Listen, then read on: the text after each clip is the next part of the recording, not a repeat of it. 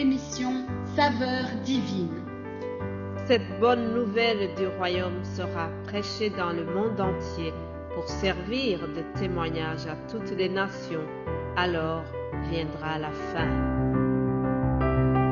Ce pain céleste vous est présenté par Immaculée Niraneza.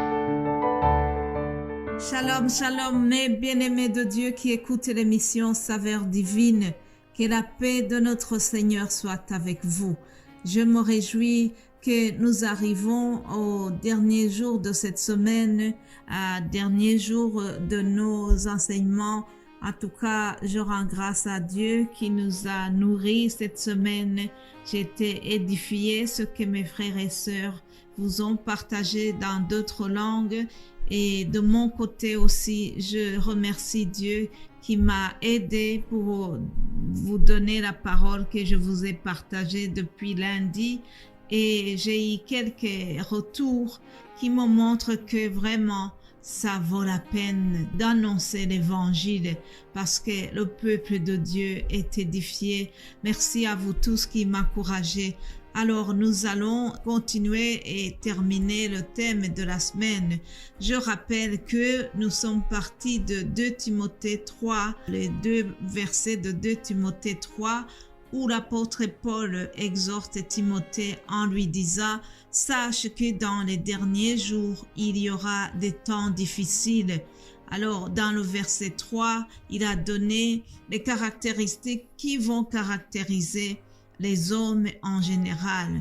Je ne vais pas les lire parce que depuis mardi, je ne cesse pas de lire cela.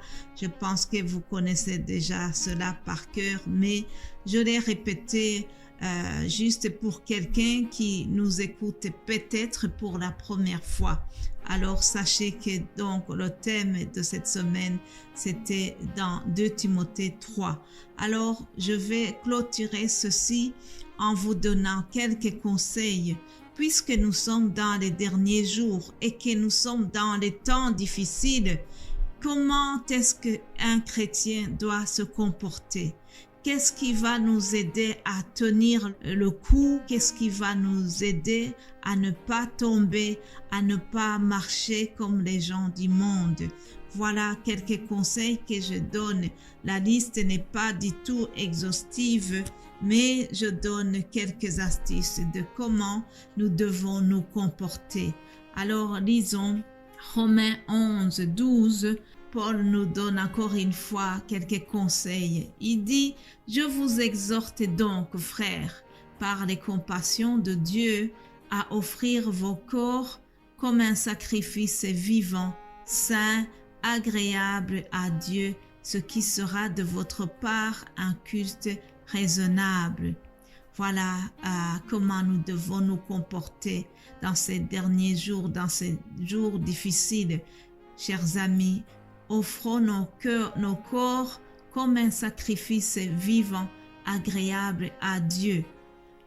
Comment offrir ton corps à Dieu? Prendre le temps de sacrifier, de te priver de certaines choses, te priver de ton sommeil, par exemple, en te levant tôt, en faisant une méditation, en lisant la Bible. Là, tu t'es privé du sommeil, tu t'es privé du temps pour pouvoir offrir à Dieu le meilleur moment de ta journée. Lorsque tu te réveilles, lorsque tu es frais le matin, que tu prends vraiment un moment de qualité devant le Seigneur, que tu prends un moment de qualité à faire ta prière, à faire ta méditation pendant que tu n'es pas encore distrait par ta journée, les activités de la journée. Ça, c'est déjà offrir son corps comme un sacrifice vivant et agréable. Voilà un conseil que Paul nous donne déjà. Alors, dans le verset 2, il dit « Ne vous conformez pas au siècle présent, mais soyez transformés par le renouvellement de l'intelligence, afin que vous discerniez quelle est la volonté de Dieu, ce qui est bon et agréable et ce qui est parfait. » Alléluia. Voilà, chers amis, un chrétien bien averti ne doit pas se conformer au siècle présent. Pourquoi? Parce que le siècle présent ne va pas te donner des bons conseils pour bien rester en bon terme avec Dieu. Le siècle présent, il a ses valeurs qui ne sont pas des valeurs chrétiennes, qui ne sont pas les valeurs défendues par la parole de Dieu. Par exemple, les gens qui sont amateurs du siècle présent, ils te diront que si Dieu t'a créé femme, si Dieu t'a créé homme, tu as le droit de changer ton sexe. C'est ta liberté.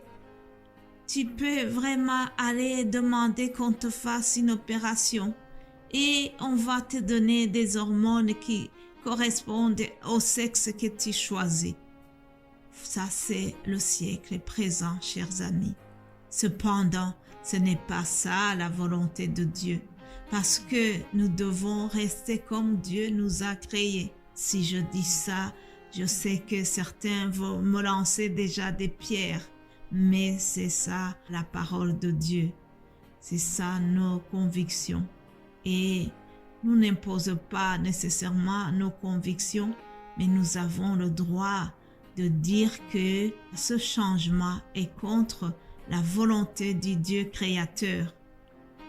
C'est un peu comme si vous prenez une voiture et vous changez tout le système que le concessionnaire avait fait et vous allez tout chambouler. Ce n'est pas du tout honnête. Nous devons rester comme Dieu nous a créés. La Bible dit que notre corps est le temple du Saint-Esprit. Alors, si c'est le temple du Saint-Esprit, nous ne devons pas le transformer à nos goûts. Nous devons le respecter et le garder tel que Dieu l'a créé. Si nous voulons que le Saint-Esprit soit vraiment dans notre corps, si nous voulons que le Saint-Esprit ne soit pas attristé, nous devons respecter la nature que Dieu nous a donnée déjà.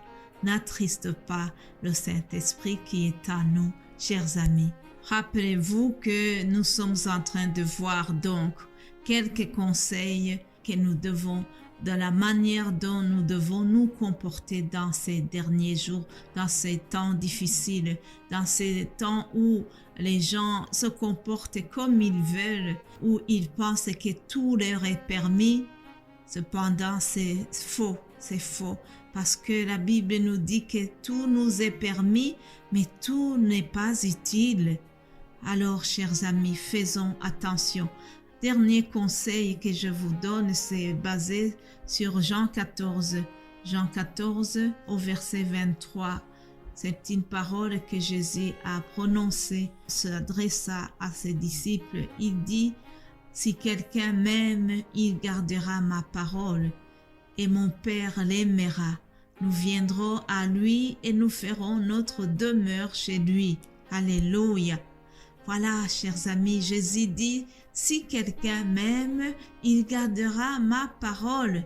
Gardons la parole de Dieu. C'est elle qui va nous sanctifier. C'est cette parole qui va nous aider à garder ce que nous avons reçu lorsque nous avons cru en Jésus-Christ, lorsque nous avons donné notre cœur à Jésus, lorsque nous nous sommes engagés à le suivre.